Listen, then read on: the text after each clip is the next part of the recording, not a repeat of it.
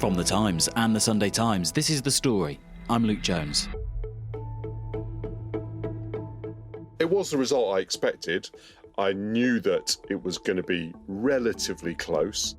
The result was Kemi Badenoch, 53,806 votes, and Robert Jenrick, 41,380. My name is Daniel Finkelstein. I'm a columnist on The Times newspaper, and I'm also a Conservative peer. And Kemi Badenoch backer. Yes, well, I certainly thought she was the best of the two candidates. Therefore, I give notice that Kemi Badenoch is elected as leader of the Conservative and Unionist Party. I welcome her to the stage, and it's great, isn't it great, that we've got another female leader?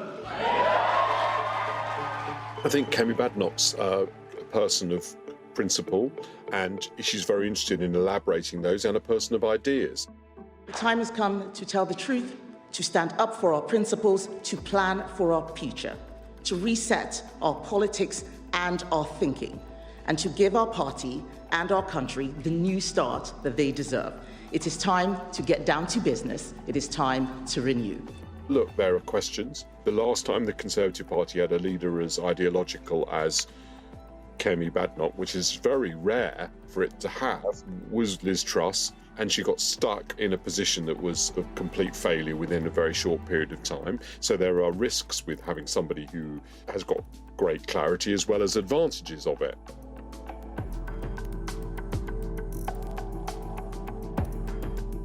The story today, who is the new Tory leader, Kemi Badenoch, and how will she change the Conservatives?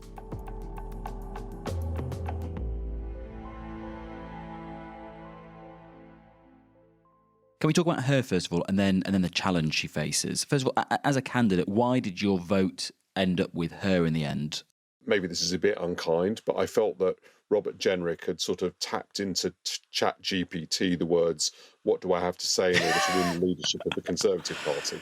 Brutal. And then read out the answers. So there are some questions about his authenticity. And so there was a negative reason why I didn't want Robert Jenrick to be the leader of the Conservative Party, but there were also positive reasons.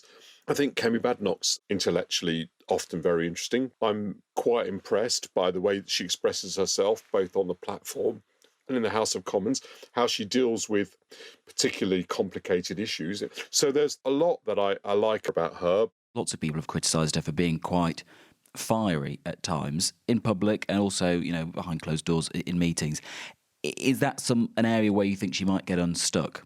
My experience has very not been this experience that other people have talked about. She certainly had that slight tendency to rise to journalistic challenge in a fairly forthright way, which I think as leader of the opposition might not be that wise.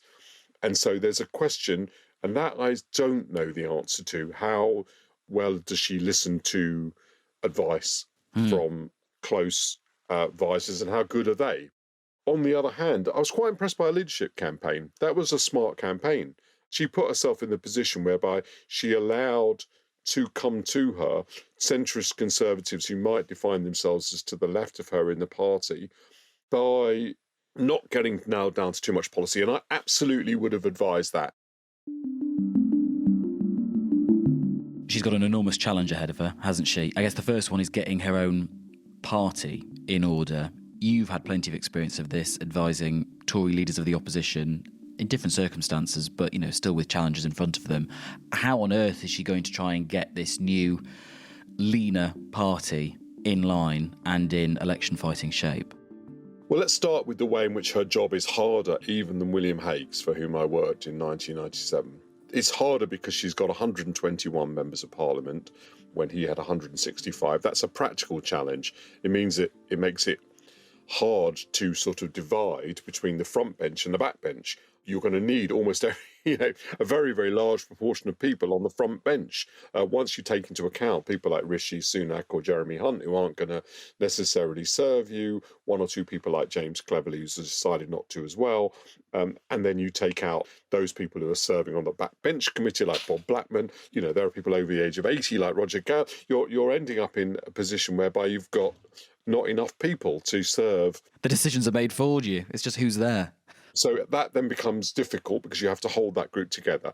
And the other way in which it's obviously more difficult is the emergence of a party to the right with a considerable vote base of what was the latest poll, 17% or so. It may only have 5 members of parliament, but obviously a big appeal. On a more minor but still important positive side, William Hague went into the conference in 1997 where Tony Blair had eaten up all the space that really existed for a moderate Conservative Party to win power.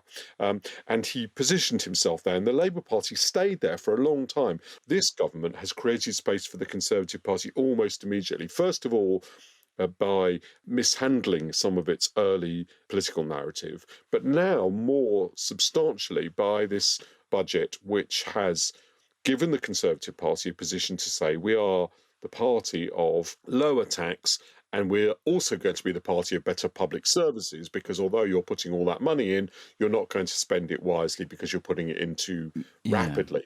So this does create political space. In terms of taking the fight then, as she'll want to Labour, but then also, as you mentioned, reform on the right as well. On the Labour side of things, you said earlier that you would advise her as leader of the opposition to not pin herself down to policy, really, for quite a long time until we get a lot closer to a general election. If we have a Labour Party, as you say, which is creating political space for a Conservative Party to come in and make a pitch, how do you do that if you're not going to nail your colours to the mast policy-wise? Do you just have to omit vibes? No, I think you need to have a critique. So she expressed it very well, actually, I thought, in that opening speech she made on the moment of her election on Saturday morning. She said that the party had 2 tasks. Our first responsibility as His Majesty's loyal opposition is to hold this Labour government to account. Our second is to prepare over the course of the next few years for government, to ensure that by the time of the next election, we have not just a clear set of Conservative pledges that appeal to the British people, but a clear plan for how to implement them.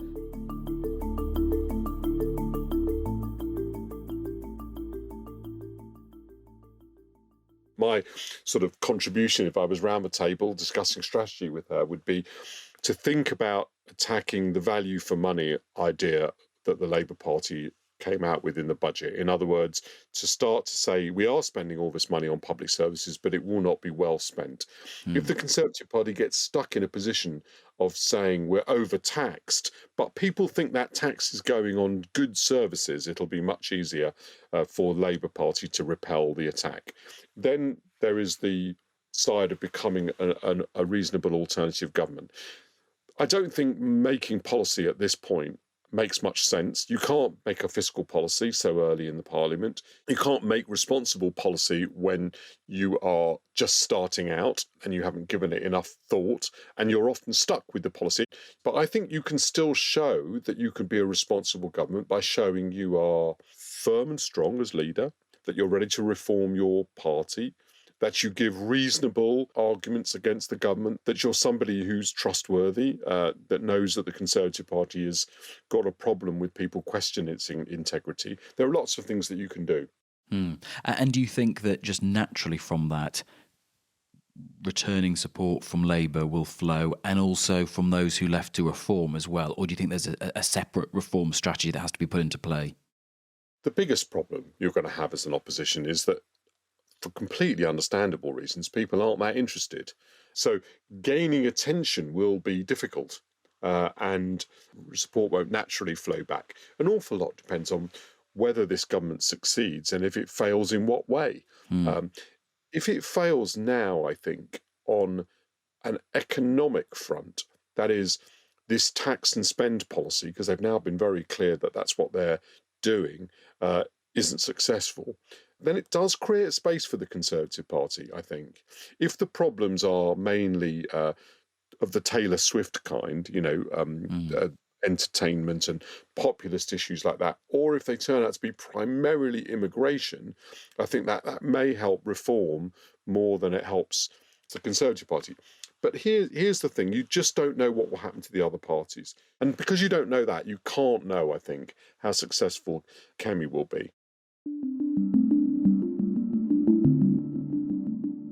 Just on a final point about her as a person, it's quite a moment, isn't it, that the Conservative Party has elected its fourth female leader, its first black female leader. What do you think that says, if anything? You missed out another thing really important, and I've not seen very much coverage about this. She's also, as far as I can work out, the first immigrant leader. And that's very interesting to me because obviously I'm the son of two immigrants, both of whom managed to make lives in this country that were successful and fulfilled. And the fact that she's done that, risen to the top of the Conservative Party, does demonstrate a kind of optimistic view of what this country is like as a place for people to immigrate. I mean, Kemi didn't live in this country till she was 16 years old, brought up in Nigeria. Totally fascinating thing to happen, and really a big step in the success of our multicultural society. And of course, Conservatives are a bit conflicted about whether they want to celebrate that success or not. But I'm sure that Kemi would think the fact that she is totally and completely a part of British culture is one of its most redoubtable defenders of its history and culture. And yet, as an immigrant to Britain, well, that is a triumph for this country.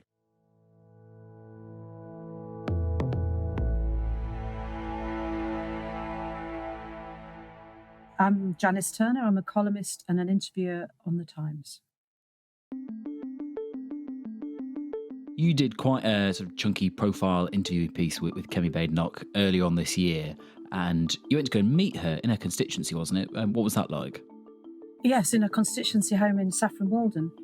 My first reflection was I was driving there, and it is one of the most lush and beautiful and affluent constituencies you could ever find. It's in North Essex, rolling countryside, beautiful houses, very manicured lawns, and she lives down a track in a 16th century cottage with lots of low beams and so on. There's loads of wellies out the door. They go on country walks. There's a playroom for the kids. She's got 3 children. I think the oldest is about 11 now. And she is really involved with her children. And she said that she tries to keep weekends at bay from political life so she can be with them, which is understandable. The house itself is very nice. I mean, she is with her husband, who was a candidate himself, Hamish. He reminds me a bit of Dennis Thatcher in a way, in the sense that he's discreet, he understands the Tory machine, and he's very rich. You know, he's Deutsche Bank. So it's not your usual rented constituency home. It's a really nice family home. What do you do when you interview people in their homes? Rootling around their downstairs loo, looking at the pictures, sort of leafing through the post on the side? I'm not sure how it works. I wouldn't be. I think I'd be arrested. Although she does have an interesting downstairs loo. Like when you go into it and you move around, this bird song comes on. It's quite disconcerting. It's some sort of thing she got for Christmas, which is rather nice. I think I might get one. One of the interesting things about her, when she made me a cup of tea, was she takes 4 sugars and evaporated milk. And I said, "Oh, really?" And she said, "Yeah, it's a Nigerian thing." She's from her own culture and she's not, lost it all, which is interesting. And Saffron Walden, you say, very leafy and gorgeous looking, very safe Tory seat. Yes, 25,000 majority before the last election. It only went down somewhat. She kept her seat. I also thought how extraordinary it was growing up and imagining that there would be in this constituency a black African woman as the Tory MP. I think it's really quite an extraordinary statement about how Britain has changed, but also about Kemi Badenoch herself. And then in February, if we cast our minds back, this was back in the days of Rishi Sunak as Prime Minister, and she was already marked out as somebody who was ambitious. Is that how you found her? Yes, I think she has this really ferocious self-belief. I don't think she sees any limits on what she can achieve. And there is a kind of intellectual arrogance about it. And I actually don't mean that in a bad way. I mean it in a sense that she is not intimidated by people who disagree with her. And that was the time where it was outed that she was in a WhatsApp group called Evil Plotters. I mean, did you get the sense that she was that ambitious? I think she's had her eye on the prize for some time, probably since she first went into politics. Everywhere she has been, she's had a very swift rise up the ranks. And I think Hamish has instilled in her a lot of confidence and a lot of sense that you can do it. And it's a lonely business being a candidate. And I think she's always had that person at her side saying, "Go for it, Kemi." What do we know about her upbringing and her early life? She was born in Lagos in Nigeria, wasn't she? No, she was actually born in Britain.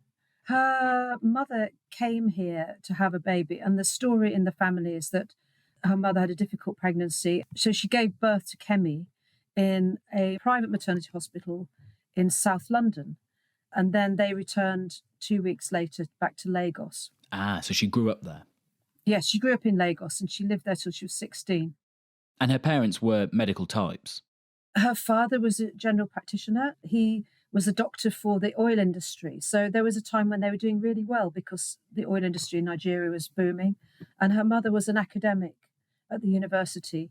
She said that her father was much more around for her when she was growing up. He was the one who said, have you done your homework and so on. And they were quite a close family.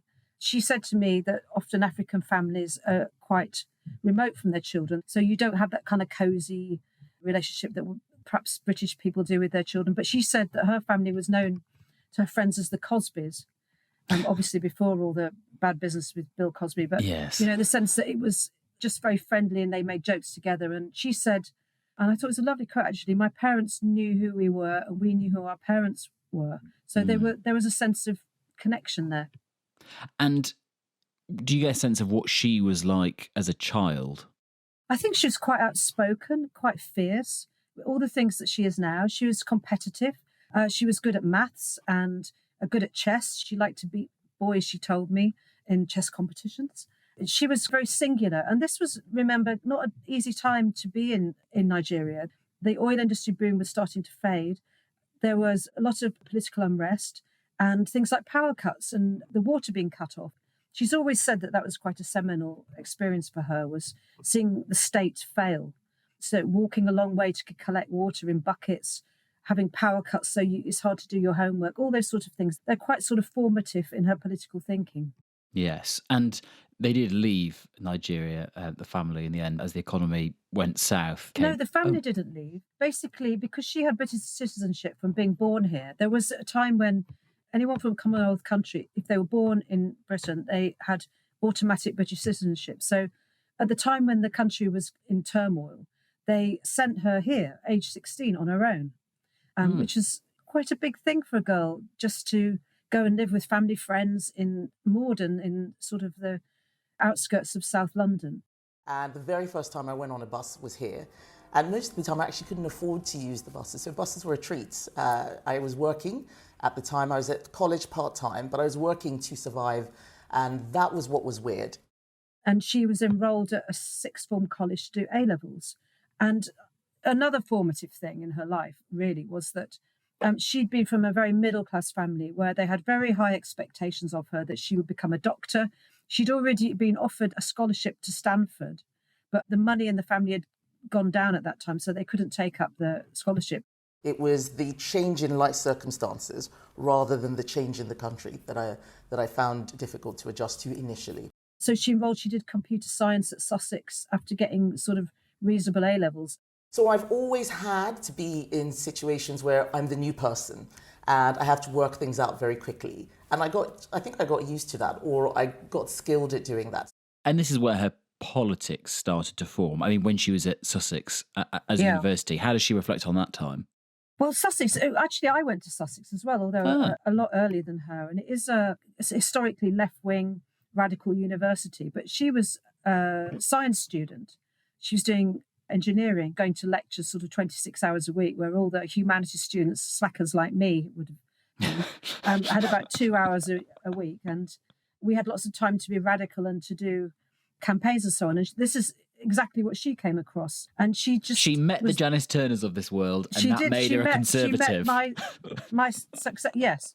I told me. And they would say things like boycott Nestle because of its policy of suggesting to very poor women in Africa that they should use formula milk for their babies, which is seen as like very bad for maternal and child health. But she made the point, and her father's a doctor, that if a woman is dehydrated and undernourished, formula milk has its place. And also, if a mother has AIDS, which is a terrible thing in African nations, they can't breastfeed at all because they will pass it through to the baby. So it was things like that really annoyed her, made her realise that she wasn't on the left. The quote from your piece is, "These stupid lefty white kids didn't know what they were talking about." Well, there you go. But then that is, I guess, the formation of her politics. But when did she get into politics? So at age 25, she joins the Conservative Party. First of all, she stood in Dulwich and West Norwood against Tessa Jowell, which is a pretty safe seat, and she came third there. Although she did meet her husband, which is a bonus, and he would come out and campaign for her every time, and they fell in love. And then she moved into the London Assembly, which is the body which holds the Mayor of London to account. It's the sort of little Parliament of London. And then she tried to get this seat of Hampstead and Kilburn in 2017, but she lost out there. And then she got the safe seat of Saffron Walden, which is really extraordinary. I mean, that really is one of the absolute cherries if you're a Tory MP, along with, I suppose, Rishi Sunak's seat in Richmond, Yorkshire. And she was telling me about campaigning there. And she said she didn't come across a lot of racism. It was really surprising to her. There was one man who said to her, "Why don't you go for a more urban seat?" And this idea that black people only belong in urban Britain is something that really riles her. I know that she gets very cross about it. She thinks it's limiting and racist to think that black people should be told where they can represent. Thinking about her politics, just finally, Janice, and we've heard earlier on, what's come out in the last few weeks of campaigning, but where do you think she stands on some of those big issues, and also the issues that you care about and write a lot about? She's unashamedly pro-Brexit. And of course, her main job before the election was trade secretary. And she went all over the world trying to make trade deals. She's small state views. She doesn't believe the state can achieve everything. On race, she represents a strand of thought among black people of African origin who come over and are from professional backgrounds like her. And we see lots of them around who are very aspirational for their children. The idea that everybody who is black is a victim is an absolute anathema to her. It really, really boils her up. So she's very much against things like critical race theory, which is a very fashionable belief in America, which has come here to some extent in academia, which is that we have to deal with white guilt and white people are inherently bad and must atone. She doesn't believe that. She just believes everybody should get together and should work together for the country. As far as feminism go, I mean, as you say, I write a lot about gender and the gender issue, both about child gender transition, the Tavistock, and about women's rights and single-sex spaces, all those kind of things. Well, she came in as Women Equalities Minister. The Cass review had already been commissioned by Matt Hancock, but she was instrumental in ensuring that it was pushed through. A long-awaited review into NHS gender services for children has warned teenagers are falling off a cliff edge when it comes to care. The Cass Review's final report says children have been let down by a lack of research and evidence on medical interventions in gender care in a debate it describes as exceptionally toxic. She was really vocal at a time really when certainly the Labour Party didn't understand how much it meant to women. And I don't think she came from a sort of culture wars direction on it either. I think it genuinely maddened her. And on that, how successful she'll be as a leader. I mean, if there's a spectrum, is she going to be more Johnson and Cameron or more Ian Duncan Smith or Hague? I don't know whether it's possible to put her in any of those categories, really. Everybody compares her to Mrs. Thatcher, and there is something about her that she doesn't care what other people think about her. She knows what she believes in, and that is very kind of Mrs. T, oddly. I obviously do care what people think because I don't want to upset people, but I don't start from a place of what is the least offensive thing that I can say. I start from a place of what's the truth here. She does have slight sort of red mist moments that other politicians don't have, which actually are part of her appeal in that she's authentic and passionate and she cares about things.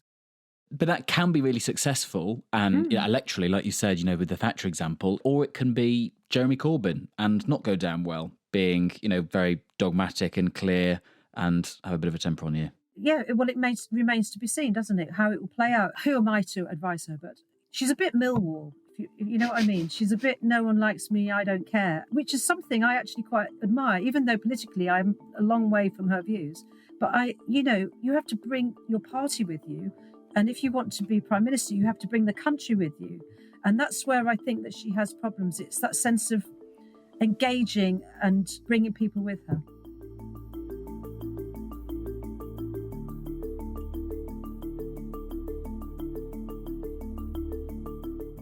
Danny, just finally then, are you hopeful about what will come for your party? I mean, there was one poll earlier that's put the Tories ahead of Labour for the first time in 3 years. That's by 1 point, one poll. So, but do you have hope?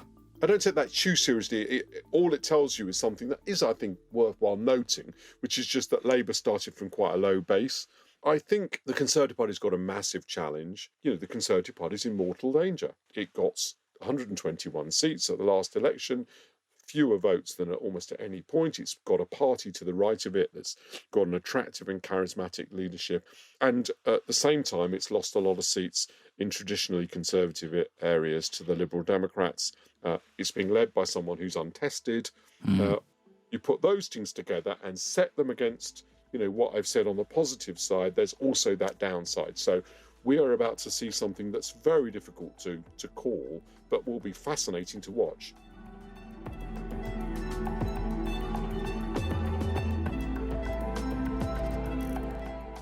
Janice Turner, columnist and interviewer at The Times. And before her, we heard from Daniel Finkelstein, Times columnist. If you enjoyed this episode and are after something about politics from over the pond, you might enjoy our recent episode about what happens if the US presidential election is a tie. It is a possibility, a slim one, you'll be happy to hear, but we'll pop a link to that episode in the description of this one. Today's producers were Priyanka Deladia and Olivia Case. The executive producers were Kate Ford and Fiona Leach. Sound design was by David Crackles and theme composition was by Mauro Seto. I'm Luke Jones. See you soon.